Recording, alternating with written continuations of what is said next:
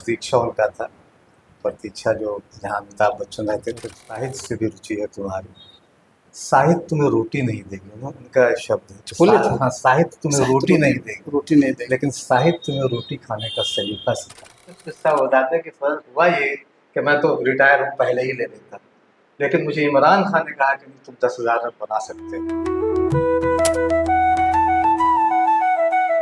नमस्कार। आज अरुण साथी पॉडकास्ट में फिर एक नए शख्सियत के मैं साथ हूं। ये राजनीति में दखल अभी दे रहे हैं, इससे पहले ये पत्रकारिता में जबरदस्त दखल दी। हमारे साथ हैं फजल इमाम मलिक, शेखपुरा जिले के छिवाड़ा के रहने वाले हैं। जनसत्ता में उप मुख्य संपादक के पद से इन्होंने पत्रकारिता की अपनी अंतिम सेवा दी और अब उपेंद्र कुशवाहा जी के साथ राजनीति में हस्तक्षेप कर रहे हैं। तो ये खेल की पत्रकारिता में शामिल रहे हैं, तो इनसे पत्रकारिता और खेल और फिर राजनीति, इन सब विषयों पर विस्तृत चर्चा होगी। फजल भैया, आपका नमस्कार, आदाब। आज बहुत मुश्किल से आपको हम पकड़े हैं। सबसे पहले तो हमको ये बताइए कि आप पढ़ाई लिखाई कैसे की और पत्रकारिता में कैसे जुड़े? देखिए, पढ़ाई लिखाई हमारी सरकारी स्कूल चवारा से हुई। साथ में मिडिल स्कूल भी चवारा था, फिर हाई स्कूल भी चवारा। सरकारी स्कूल थे उस ज़माने में। सरकारी स्कूलों का जो एक दबदबा था, सरकारी स्कूलों का जो में शिक्षकों का एक दबदबा था, उस दौर को हम लोगों ने देखा है।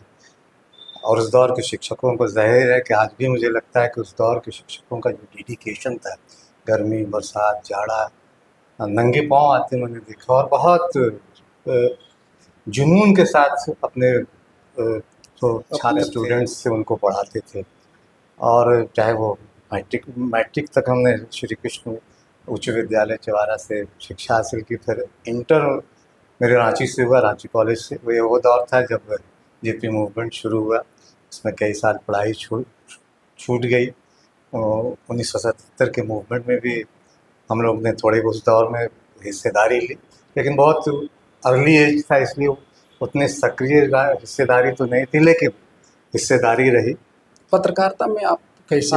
पत्रकारिता का ये है कि घर में एक साहित्य का माहौल था। पिताजी साहित्य से जुड़े थे, बीएन कॉलेज के स्टूडेंट थे, तो साहित्य का और बड़े बड़े साहित्यकारों से उनको रुझान थे। चचा मंझले चचा अहमद इमाम साहब, उनका साहित्य से रुझान था। अहमद इमाम कमर के नाम से लिखते थे। छोटे चचा अफजल इमाम, वो भी शायर थे। तो एक साहित्य का माहौल मिला, किताबें खूब आती। और किताबें जब आई तो उसका एक जिक्र करना ज़रूरी है कि मेरी मुलाकात हरिवंश राय बच्चन से हुई है। तब मैं होटल मैनेजमेंट कर रहा था, मुंबई पढ़ाई के लिए गया था। यह होटल मैनेजमेंट की ट्रेनिंग के लिए गया था और वहाँ उनसे मुलाकात हुई, क्योंकि खतों किताबत होती रहती थी हमारी। और बच्चन जी की वो खूबी ये थी कि आप कोई भी एक अदना से अदना आदमी भी अगर पत्र लिखता था तो उसका जवाब जरूर देते। तो बहुत खूबसूरत तो मतलब उनको पत्र लिखते थे आप? हाँ, पत्र लिखते थे, हम पत्र लिखते थे। नहीं, उस जमाने में पत्र ही एक बड़ी चीज़ थी। तो कमलेश्वर जी से बहुत अच्छे संबंध, कमलेश्वर जी का भी जिक्र करूँगा मैं। तो इसी से साहित्य से जुड़ा हुआ तो एक कविता संग्रह में संपादित किया था नवपल्लव के नाम से, जिसमें बच्चन जी की भी कविताएं थी। तो मैंने उसी सिलसिले में उनसे पत्राचार किया। तो फिर जब मुंबई गया तो उन्होंने उनसे कहा कि मैं तब बम्बई नहीं थे, तब बम्बई था। तो मैंने कहा कि आ गया हूँ मिलने के लिए। उन्होंने मुलाकात के लिए बुलाया घर पे। वो प्रतीक्षा उनका था, अच्छा जो जहाँ अमिताभ बच्चन रहते थे उससे, और भीड़ थी वहाँ लोगों को। लेकिन उन्होंने फ़ौरन बुलाया, एक कॉटेज नुमा कमरे में बैठाया और उन्होंने एक चीज़ बताया कि तुम होटल मैनेजमेंट भी कर रहे हो और साहित्य से भी रुचि है तुम्हारी, साहित्य तुम्हें रोटी नहीं देगी, उनका शब्द है। हाँ, साहित्य तुम्हें रोटी नहीं देगी, लेकिन साहित्य तुम्हें रोटी खाने का सलीका सिखा। ये बोले थे। ये मुझे आज भी लगता है कि भाई शिक्षा जो है आदमी को आदमी बनाती है, इंसान बनाती है। तो साहित्य का मतलब वही है कि साहित्य तुम्हें रोटी भले न दे, लेकिन कैसे रोटी खाई जाती है ये बताता है। तो ये उस दौर के थे कि, और उसमें दिलचस्प ये कि मैं उन्हें देख के अभिभूत था। जिसको होता नहीं कि बड़े स्टार, बिल्कुल साहित्य। और मेरे पास कैमरा था, मैं फोटो नहीं खिंचवा सकती। तो कैमरा था आपके पास? कैमरा था, लेकिन मैं जो होता नहीं कि शख्सियत मेरे सामने हरिवंश राय बच्चन जी जैसी बैठी हुई वो शख्सियत मेरे साथ थी बैठी हुई, और मैं उनको अने उनको देख के इतना अभिभूत था, इतनी सरप्राइज जिसको कहते हैं कि मैं कह भी नहीं सका। लेकिन उन्होंने मुझसे पूछा कि तुम्हें भी फोटोग्राफी का शौक है? अमिताभ को भी है, उन्होंने कहा अमिताभ को भी है। पर मैंने उन सबसे पहले उन्होंने मुझसे यही सवाल किया कि कितनी किताबें मेरी पढ़ी है तुमने? तो हमने बताया कि कहेंगे नहीं तुमने सब किताबें मेरी नहीं पढ़ी हैं। पर मैंने कहा कि आपका एक आत्म जो आत्मकथा है बसेरे से दूर की कॉपी मुझे नहीं मिल रही, कहेंगे आउट ऑफ प्रिंट है। लेकिन उस आदमी का बड़प्पन देखिए, बहुत सहजता से मिले। हाँ सहजता से मिले। लिमका मिला है उस वक्त, बहुत गर्मी हो तो लिमका पियो, लुंगी और गंजी में, ऐसा नहीं कि कोई बहुत बंधन के आए हो। हरे उजले कलर की चारखाने की लुंगी थी, और वो जो सिली हुई गंजी लोग उस वक्त पहनते थे वो पहन, बस वही आए पहन के। अब वो चेहरा आज भी घूमता है कि सामने बैठे हो बहुत देर, मैं उनको सिर्फ देखता रहा, बहुत क्या बात करूँ बहुत। लेकिन उन्होंने कहा कि उनकी शक्ति ये देखिए कि उन्होंने प्रकाशक को लिखा, राजपाल एंड सन्स ने उनका छापा था। मुझे वो पुस्तक उन्होंने भिजवाई कि हरिवंश राय बच्चन जी ने ये आपको कहा है पुस्तक भेज देना। तो ये एक का बड़ा साहित्य से जुड़ा हुआ आपका बहुत हाँ, शुरुआत में ही हो शुरुआत में ही लिखते घर का माहौल ऐसा, तो साहित्य से जुड़ा हुआ, और साहित्य से जुड़ाव की वजह से पत्रकारिता भी हमने कहीं से जर्नलिज्म का कोर्स नहीं किया है, लिखते रहते। तो और चूंकि लिखने का एक बड़ी वजह प्रोनाउंसिएशन का हुआ। दादा मेरे मलिक अली नज़ीर साहब, हम मेरे पिताजी 4 भाई थे, उन पता बहुत सारे लोग शिकायत लेके आते थे, तो पिताजी वगैरह दादा कहते थे पीटा क्यों नहीं तुमने उसे, वहीं पीटना चाहिए था तुम्हें अगर वो गलत कर रहा था। आज का दौर ये खत्म हो आज को तो शिकायत लेकर के जाते हैं, लड़ाई हो जाती है। लड़ाई हो जाती है। अपने भाई के बच्चों को अगर आप कीजिएगा तो झगड़ा हो जाता है कि वो कर रहा है तो नहीं। मास्टर पीटते थे हमको, मास्टर तो हमारे एक नंदा सर थे, जिनका डेथ हो गया। वो डस्टर से पीटते थे, खट खट खट। अब चूंकि साहित्य की चर्चा शुरुआत में ही हो गई, तो हम ये आपसे हमारी मुलाकात बहुत दिनों के बाद हुई। उससे पहले आपकी पत्रिकाओं को हम पढ़ते थे, सनद वगैरह जो आप उसमें आप संपादक रहते थे, और बहुत तीखे तेवर की साहित्यिक पत्रिका थे, और हमको लगता है कि 2000 के आसपास का वो प्रकाशन था। वो 2015-16 हम उसके हाँ वो बता रहे हैं तो बताता हूँ, उसकी वजह भी बताता हूँ।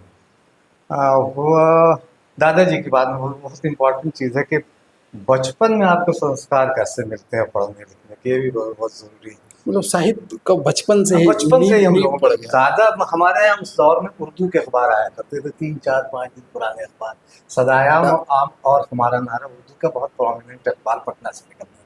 आज के दौर की तरह नहीं कि आज छपो और आज आपको चवारा में शेखपुरा में डाक से आती थी, 4-5 दिन लगते थे। दादा कहते थे कि बेटा पढ़ो, तो हमको 4 आना 8 आना पैसे देते थे, और 30-40 साल पहला 4 आना 8 आना का मतलब है कि आप रिचेस्ट आदमी, बहुत अमीर तरीन आदमी, और बचपन में है तो आप तब फिर तो वो दिन बन गया आपका।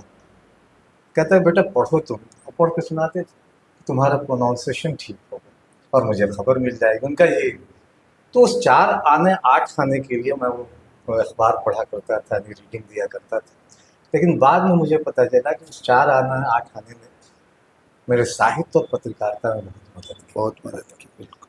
अब रही सनद की बात, सनद हम जब पटना गए, होटल मैनेजमेंट मैंने किया, ग्रेजुएशन किया, रामाधीन महाविद्यालय से हमने ग्रेजुएशन किया, बीएससी किया। बीएससी के बाद होटल मैनेजमेंट में कोर्स निकला था। मुझे लगा कि अब पिताजी नहीं चाहते थे कि हम होटल मैनेजमेंट वगैरह करें, और वो चाहते थे कि कोई IAS IPS, मेरी रुचि उसमें नहीं थी। रुचि इसलिए नहीं थी कि जो देखते थे सारी चीज़ें सिस्टम में, जो मुझे लगता था एक अदना से अदना पॉलिटिशियन कुछ भी करवा देता है IAS IPS में से।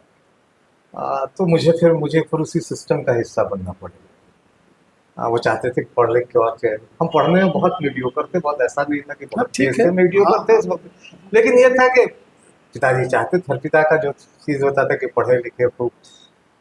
और यहाँ तक कि जब उस ज़माने में मेरी बच्चों की पराग में छपी बात, यानी उन्होंने आजकल उर्दू, आजकल हिंदी में जैसी पत्रिकाओं में छपती थी। मेला एक आनंद बाजार पत्रिका की पत्रिका हुई थी, जिससे रविवार भी छपा करता, उसी के बच्चों की बहुत अच्छी पत्रिका थी, मेला बच्चों की। चेक वगैरह तो हम लोग चेक वगैरह भी आता आया।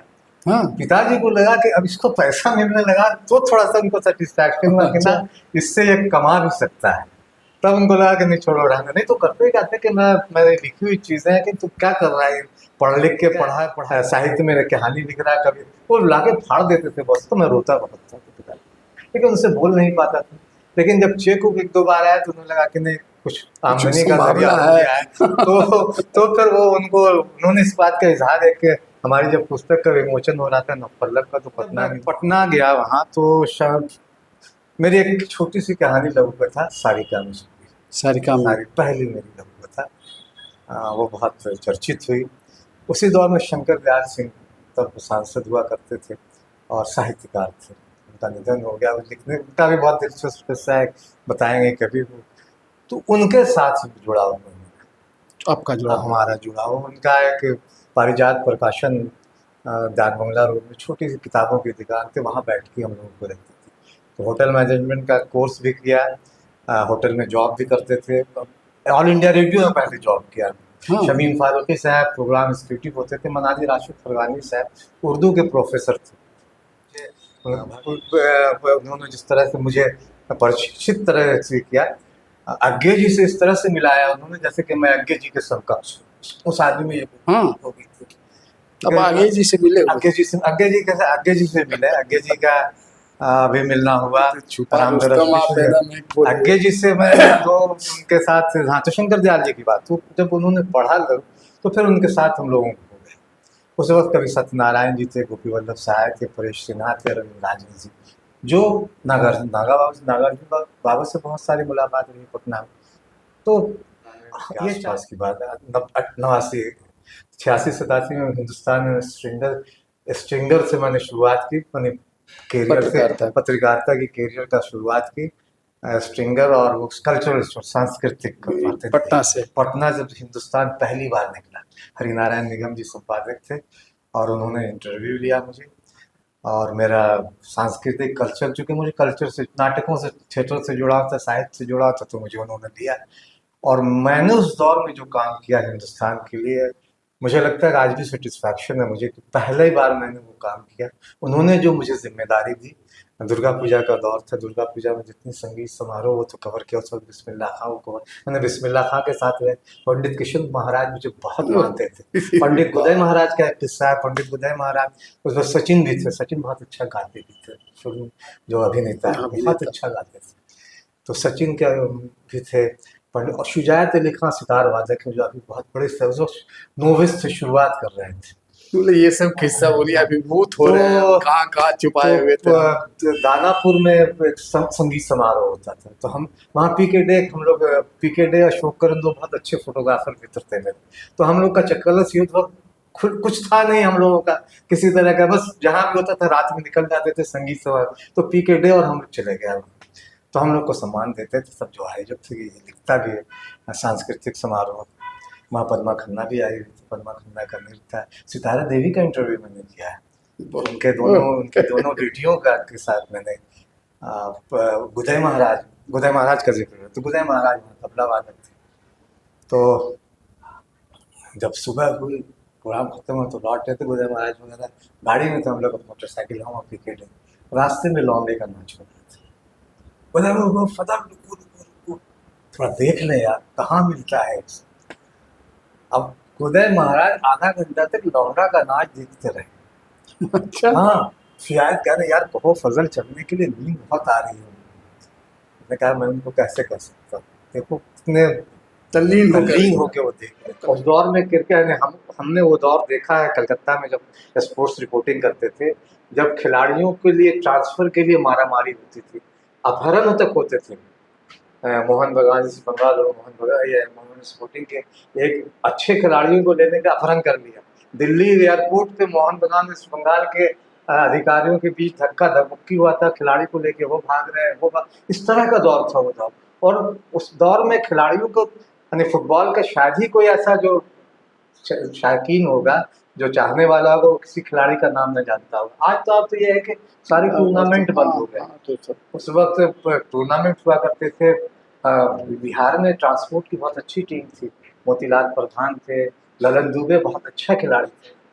फुटबॉल के। हाँ, फुटबॉल के मोतीलाल प्रधान जी, सी प्रसाद तो बहुत हम लोग को लग रहा है कि कुछ आश्चर्यजनक हाँ, ये जैसा तो लग हमने रहा है देखा है कि कि कैसा ललन दौर दुबे का था। तो यह है कि ललन दुबे डिफेंडर्स थे। मेरी याददाश्त जहाँ तक काम कर रही है, एक बार प्लेंटी शूट आउट हुआ था, वही संजय गांधी गोल्ड कप में, उसने गोलकीपर में एक बचाव बहुत अच्छा किया था, तो बहुत अच्छे खिलाड़ी थे। तो हमने फुटबॉल के बड़े बड़े खिलाड़ियों को देखा उस दौर में। क्रिकेट के बहुत बड़े खिलाड़ी उस दौर के, जिससे मेरी मुलाकात है, रवीज राजा हुए, शोएब अख्तर, सुनील गावस्कर, चूंकि अब निकला है जिक्र तो बहुत लंबी बातचीत हो जाएगी। जी जी। लेकिन सुनील गावस्कर का एक जिक्र चूंकि मैंने अभी अभी अपने भी किया है कि वो इंसान बहुत देता है, सुनील गावस्कर बहुत। 1992 में दंगा हुआ, यानी जब बाबरी मस्जिद गिराई गई, उसके बाद पूरे देश में एक अलग तरह का माहौल था। मुझे लगता है कि वो माहौल आज है, लेकिन उस दौर के तरह माहौल नहीं था, वो ज़्यादा भयानक दौर था। आज भी है, आज भी लोग मतभेद आज भी मतभेद है। है, और इस तरह की चीज़ होनी नहीं चाहिए। तो उसी दौर में मैंने दिलीप कुमार साहब का भी इंटरव्यू किया। अच्छा, ये मेरे लिए मेरे लाइफ टाइम अचीवमेंट है। एकदम जिस समय 93 फरवरी 16 या 17 फरवरी 93 को, जब मुंबई दंगे के बाद तो हम वो आए थे, और उन्होंने जो एक शब्द, एक लाइन कही थी, वो लाइन जनसत्ता ने उसे छापी। जनसत्ता में रहते हुए बहुत मुश्किल से हमने, यानी पूरा दिन लग गया था, वक्त लिया गया था, लेकिन वह आदमी की याददाश्त का दिलीप कुमार बेहतर याददाश्त। और वो आदमी जब बोलते हैं तो बस सुनते रहने को मन करता है। उन्होंने जो एक लाइन कही थी कि मुझे बहुत चिताया भी था इस इंटरव्यू को, क्योंकि सब कम्युनिज्म, सांप्रदायिकता, भाईचारे, एकता पे बातचीत कि बहुत ध्यान से इस पर बात करनी, ये थोड़ा सा इधर उधर हो जाओ तो अर्थ का अनर्थ हो जाएगा। उन्होंने जो एक लाइन कही थी कि मजहब इंसान बनाता है और सांप्रदायिकता घर उजाड़ती है। तो उन्होंने ये मुझे आज भी एक भ्रम भाग, दिलीप कुमार साहब का वो इंटरव्यू, मैंने लंबी बातचीत की उनसे, फिल्म पे भी की, लेकिन फिल्म में से ज़्यादा बातचीत जो सुनो ये इस पे माहौल थोड़ा सा माहौल था, कहा कि बहुत मजहब इंसान बनाता है, सही में मजहब तो आदमी को आदमी बनाता है। तो सुनील गावस्कर साहब का जिक्र, एक बार मैच चल था कलकत्ता में, तो वो आए, तो उस वक्त वो कॉलम लिखा करते थे। आज तो कॉमेंट्री कर रहे हैं तो कॉलम वगैरह सब अखबारों में बंदी हो गया, तो उस वक्त शायद मास्टर स्ट्रोक या कुछ इस तरह से, मुझे याद नहीं है कॉलम का, 25-22 साल हो गए उसको भी, 93-94 का जिक्र है। तो वो कॉलम लिखा करते थे। मैंने कहा आपसे बातचीत करनी है। कहा कि क्या बात करोगे, मैं तो लिखता हूँ। मैंने कहा क्रिकेट में क्या आपसे बात करूँगा सुनील गावस्कर साहब, आप जितना क्रिकेट जानते हैं मुझे तो कुछ आता ही नहीं, क्रिकेट कुछ नहीं जानता। देखने लगे मेरा, क्यों, क्या? मैंने कहा मुझे बात करनी है, आपने कुछ लोगों को बचाया नहीं, मुझे उस पर बात करनी है। अब वो मतलब अब उनके हैरत में तो क्या, मैंने कहा कि कैसे, आपको क्या फीलिंग हुई? कहा कि देखो, कोई भी आदमी होता है, जो आदमी जिसके अंदर इंसान होगा, कोई भी रहता तो वही करता।